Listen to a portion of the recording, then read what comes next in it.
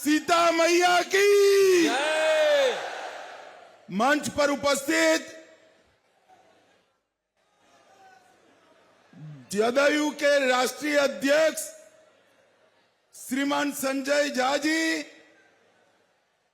Bharatiya Janata party की वरिष्ठ नेत्री श्रीमती रमा देवी जी,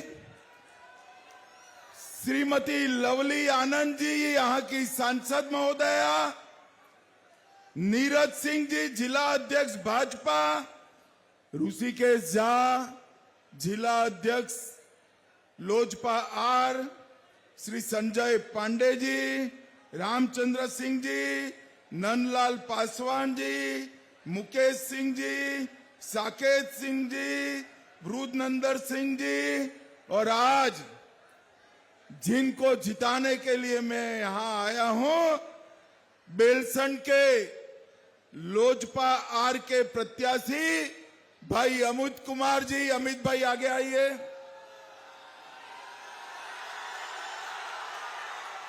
रूनी सैदपुर से जदयू के पंकज मिश्रा जी, आगे आइए पंकज जी। और शिवहर से हमारी बहन श्वेता गुप्ता जी। ये तीनों को प्रचंड बहुमत से जिताना है। जिताएंगे क्या? अरे जोर से बोलो, जिताएंगे क्या?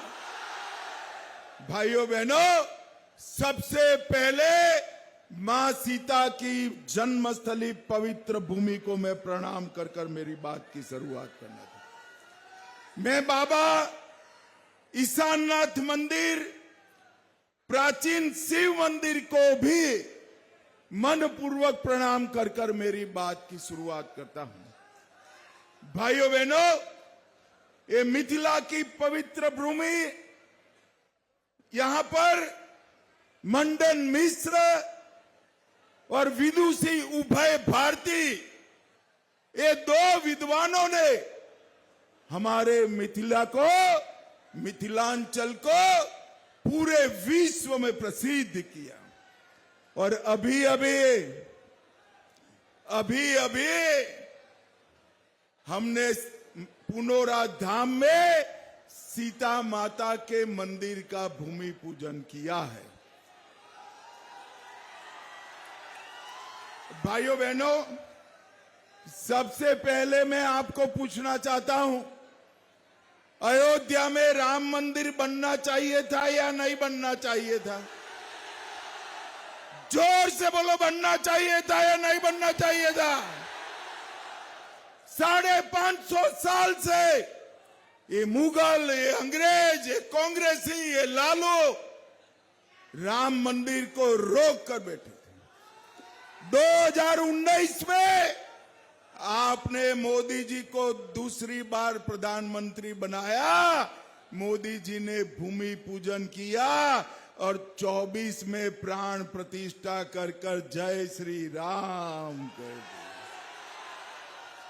एक भव्य राम मंदिर भारतीय संस्कृति और सनातन का प्रतीक, एक भव्य राम मंदिर अयोध्या में खड़ा हुआ है। मैं गुजरात में शाश्वत मिथिला के कार्यक्रम में गया था।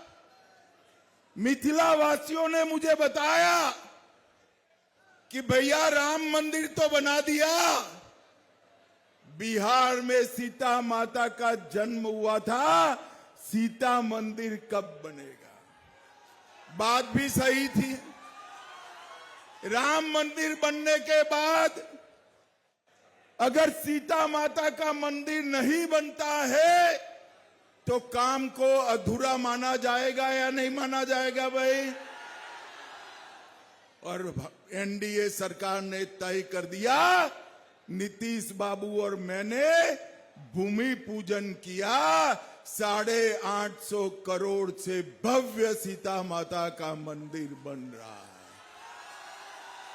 और भाइयों बहनों, जिस दिन सीता माता के मंदिर का प्राण प्रतिष्ठा होगा, उसी दिन सीतामढ़ी से लेकर अयोध्या तक हम वंदे भारत ट्रेन भी चालू कर देंगे। वंदे भारत ट्रेन जो अयोध्या आएगा वो सीतामढ़ी आएगा और बिहार के टूरिज्म को बहुत बड़ा फायदा होने वाला है।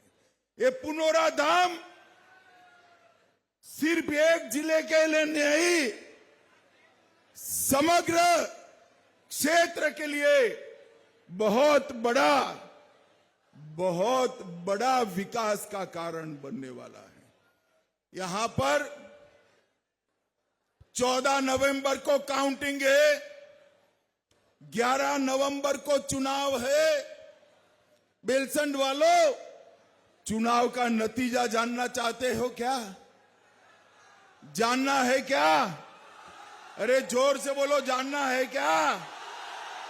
तो मेरी बात याद रखना, 14 नवंबर 8 बजे बैलेट बॉक्स खुलेंगे, मतपेटियां खुलेगी, 9 बजे मतदान शुरू होगा, मतगणना शुरू होगा और 1 बजते लालू राहुल की पार्टियों का सुपड़ा साफ होगा। यहां पर फिर से एनडीए की सरकार बनने वाली। सामने के खेमे में, ये महागठबंधन में ना नेता है, ना नीति है, ना कार्यक्रम है।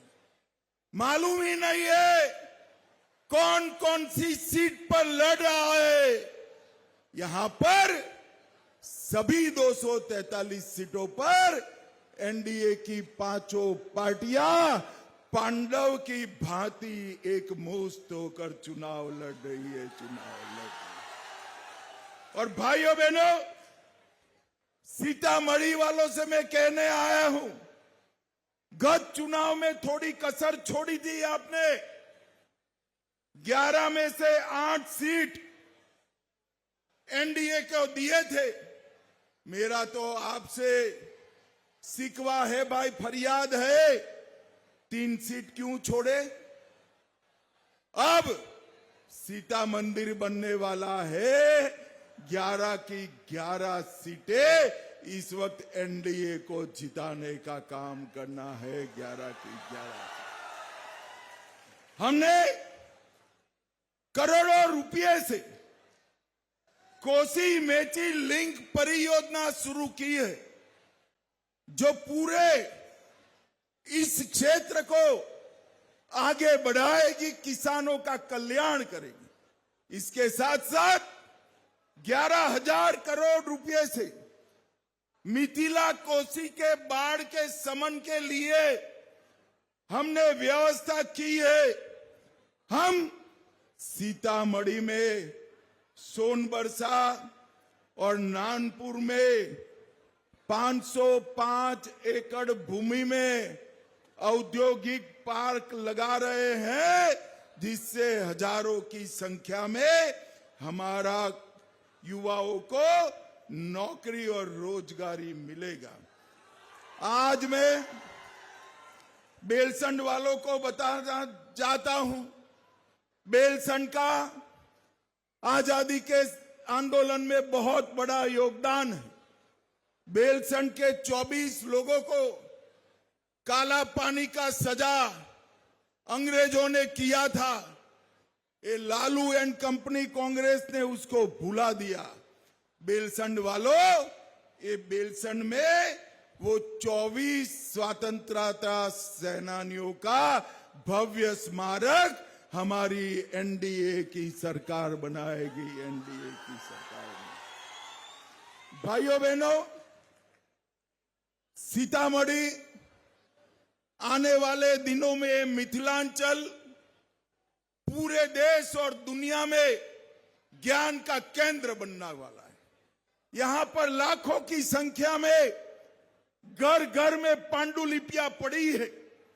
उसमें वेद, उपनिषद, खगोल शास्त्र, गणित, भूमिति, न जाने कितना ज्ञान बिखरा पड़ा है। हम पुनौरा धाम के मंदिर के साथ साथ मिथिलांचल के ज्ञान को केंद्रित करने वाला एक बहुत बड़ा ज्ञान का केंद्र भारत सरकार 500 करोड़ की लागत से बनाएगी। 500 करोड़ की लागत। और मिथिलांचल का बिखरा हुआ ज्ञान देश और दुनिया को आगे ले जाने का हम काम करेंगे। भाइयों बहनों, राहुल बाबा ने अभी छठी मैया का अपमान किया था। भाई, छठ मैया का अपमान करना चाहिए क्या? अरे जोर से बोलो, करना चाहिए। राहुल बाबा, मोदी जी का अपमान करते करते आपने छठ मैया का अपमान किया है। और जब जब आप लोगों ने नरेंद्र मोदी जी का अपमान किया है, जनता ने उसका जवाब आपको हरा कर दिया है। और इस बार तो मोदी जी के साथ छठ मैया का भी आपने अपमान किया है। आने वाले चुनाव में सीतामढ़ी वालों ने इसको याद रखना है।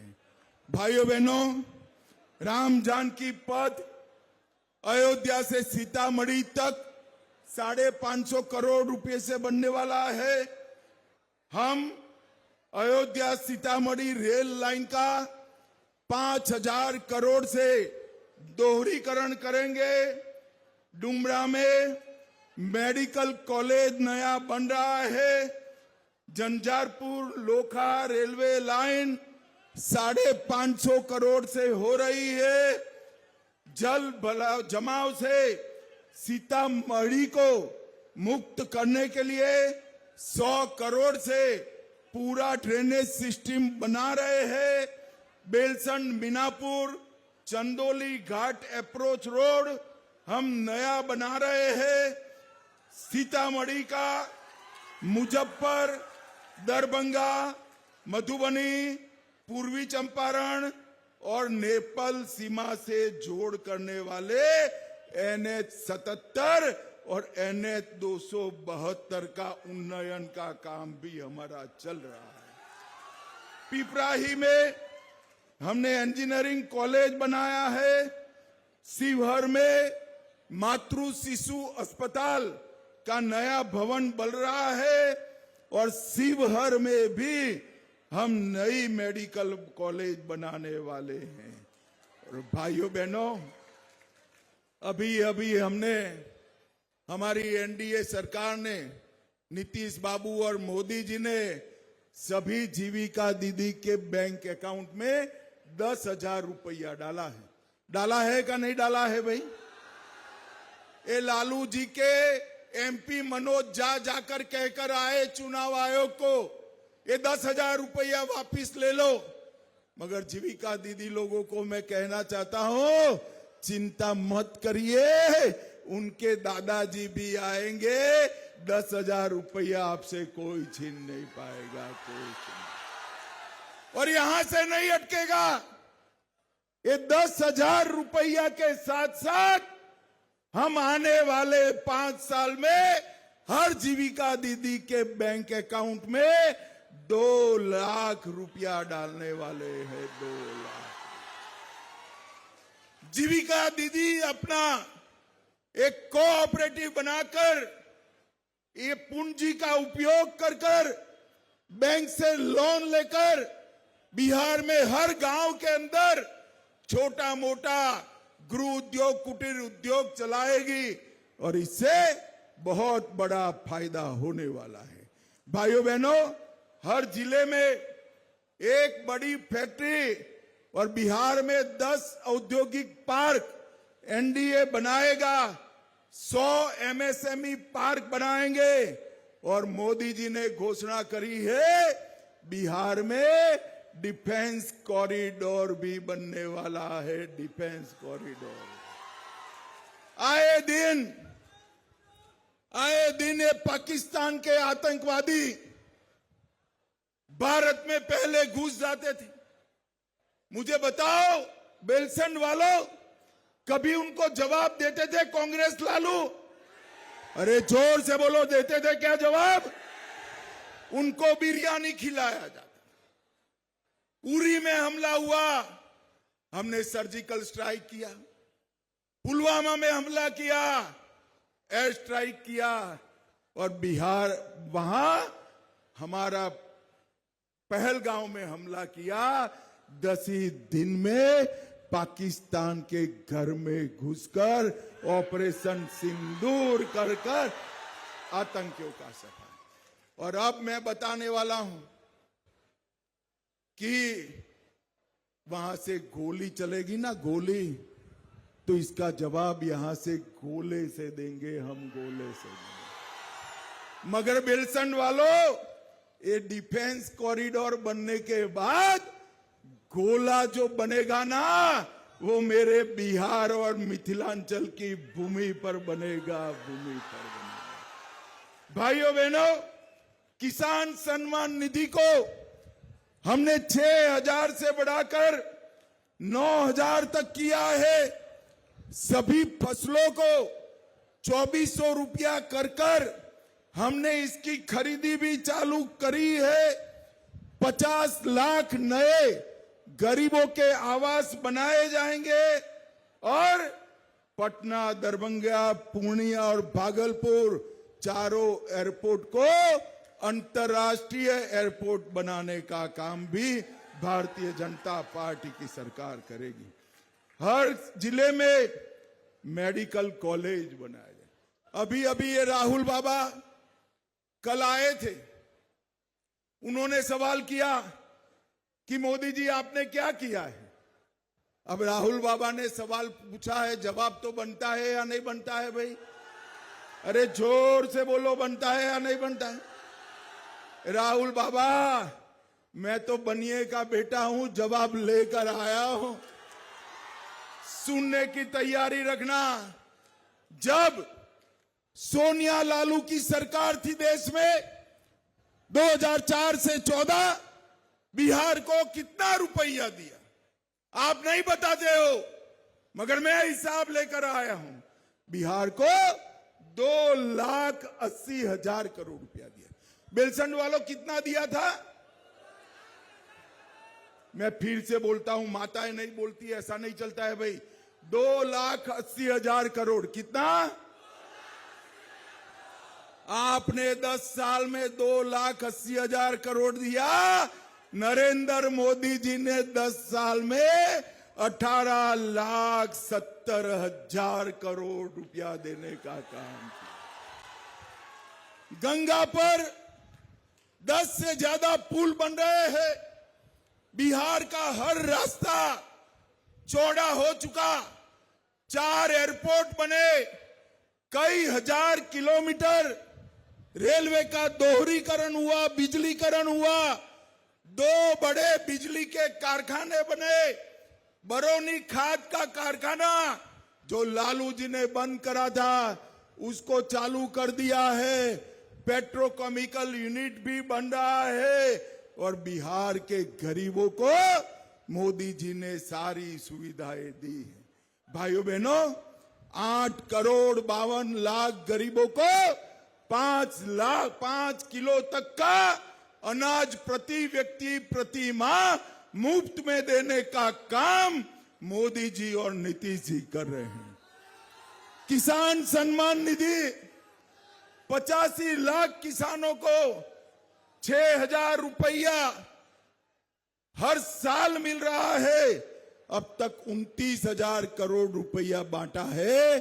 अब हमने तय किया है, अरे सुनो यार, सुनो, अब हमने तय किया है, सीतामढ़ी वालों 11 की 11 सीटें जिता दो। किसानों को अब 6,000 की जगह 9,000 रुपया हर साल मिलेगा। 9,000। 44 लाख गरीबों को घर दिया। 1,17,00,000 माताओं को गैस का सिलेंडर दिया।